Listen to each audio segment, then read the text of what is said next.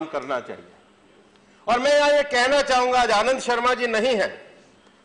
जब राष्ट्रपति जी का अभिभाषण हुआ था, आनंद शर्मा जी ने एक इतिहास का तथ्य रखा था और मैं ये कहना चाहता हूं कि उन्होंने जो इतिहास का तथ्य रखा था वो एक दुर्भावनापूर्ण तरीके से गलत इतिहास का तथ्य रखा था। उन्होंने हमारी पार्टी के लिए कहा था कि बंगाल में हमारी पार्टी के संस्थापक डॉक्टर श्यामा प्रसाद मुखर्जी जब सरकार में मुख्यमंत्री बने थे, उप मुख्यमंत्री बने थे, तो मुस्लिम लीग से समझौता था। मैं कहना चाहूंगा आनंद शर्मा जी, आप इस सदन के रिकॉर्ड को ठीक करिए।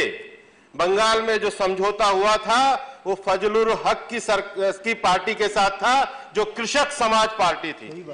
और उस समय कांग्रेस के नलिनी रंजन सरकार ने अंग्रेजों के इशारे पर मुस्लिम लीग और कृषक समाज पार्टी की सरकार बनवाई।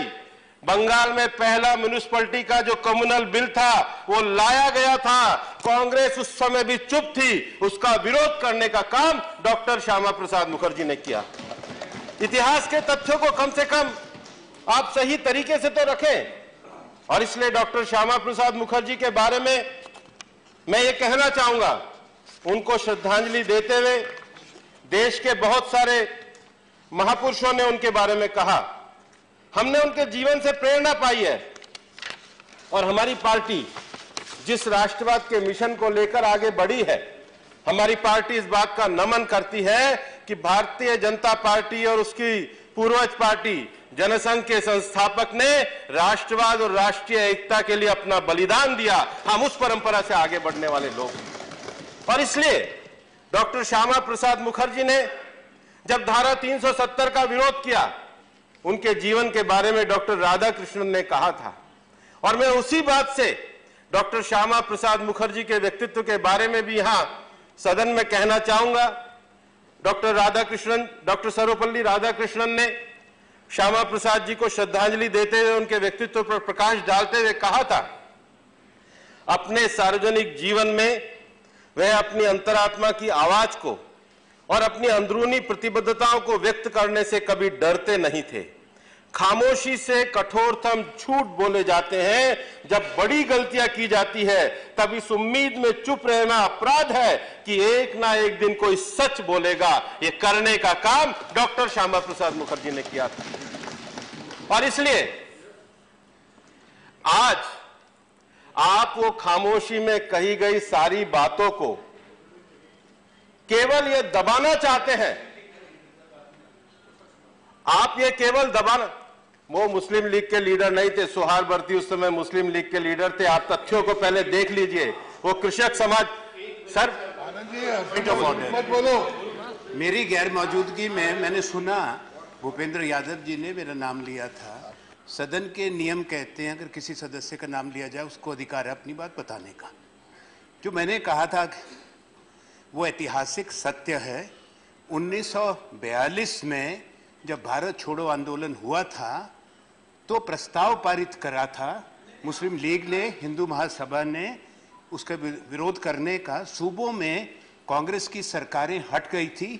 2 सूबों के अंदर, बंगाल और पंजाब में, ऑल्टरनेट गवर्नमेंट बनाने का, वैकल्पिक सरकार बनाने का आश्वासन वाइसरॉय को दिया था लिखित में। वो सारे कागज मौजूद हैं। और बंगाल में जो सरकार बनी थी उसमें deputy chief minister doctor Shyama Prasad Mukherjee ji थे और फजलुर रहमान मुख्यमंत्री थे।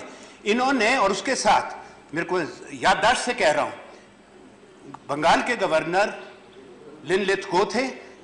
उनको पत्र लिखकर कहा था कि ये वाइसरॉय कि उसको कुचल दिया जाए भारत छोड़ो आंदोलन को, क्योंकि ये बगावत है हर मैजेस्टी की सरकार के खिलाफ। मैं सभा पटल में बड़ी जिम्मेवारी से कहता हूं, मैं सारे वो पत्र रख दूंगा। आज अगर मैं कह रहा हूं मैं कल राखी रख। धन्यवाद। आनंद शर्मा जी, सब चीजें याददाश्त में नहीं होती, उम्र के साथ याददाश्त कम हो जाती है। तथ्य मैं आपको कह रहा हूं, आप सदन पटल में रख दीजिए। मैं आपको स्पष्टता के साथ अब भी कह रहा हूं कि फजलुर हक जो थे वो कृषक समाज पार्टी के थे, और सोहारवर्दी बंधु जो थे वो मुस्लिम लीग के थे। श्यामा प्रसाद मुखर्जी ने मुस्लिम लीग के चुंगल से बंगाल को मुक्त कराने का काम किया था, लेकिन जब बंगाल में म्युनिसिपैलिटी का बिल आया था और पृथक निर्वाचन आया था तो कांग्रेस अपने इतिहास में अपनी जिम्मेदारी से भागी थी। और आज और अपनी जिम्मेदारी को आपने विरोध नहीं किया, आपने विरोध नहीं किया, और यही बैंड ऑर्गेनाइजेशन और सारी कांग्रेस की लीडरशिप जेल में थी। आप लोगों ने अंग्रेजों का साथ दिया था, आप सरकारें बनाई थी। ये इतिहास की। आनंद जी बैठ जाइए, आपकी बात आप बोले। आप आनंद जी तर्क और वितर्क करने में नहीं, पर मैं आपको आप कि ये चिट्ठी लिखी गई थी। माननीय आनंद जी, आपने अपनी बात कह दी है, आपने कह दी है अपनी बात।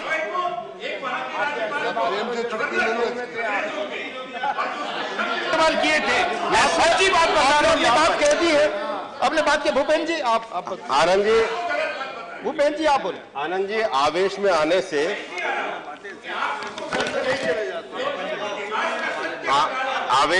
माननीय आनंद जी उन्हें बोलने, आप बोले। माननीय उपसभापति महोदय, मैं माननीय गृह मंत्री जी को इस बात के लिए बधाई भी देना चाहूंगा कि उन्होंने जम्मू कश्मीर में आंतरिक सुरक्षा के विषयों को लेकर के अभी हाल ही में यात्रा करी, और बहुत दिनों बाद जो हमारे पीडीपी के भाई कह रहे थे कि जम्मू कश्मीर की रक्षा करने के लिए वहां के जो हमारे पुलिस बल के जवान शहीद होते हैं, मैं गृह मंत्री जी को बधाई देना चाहता हूं कि उन्होंने उनके घर जाकर के उनके मनोबल को बढ़ाया। और आज हमारी सरकार जम्मू कश्मीर के लोगों की सुरक्षा के लिए प्रतिबद्ध है, और इसलिए वहां पर जाकर जम्मू कश्मीर के सामाजिक संगठनों के साथ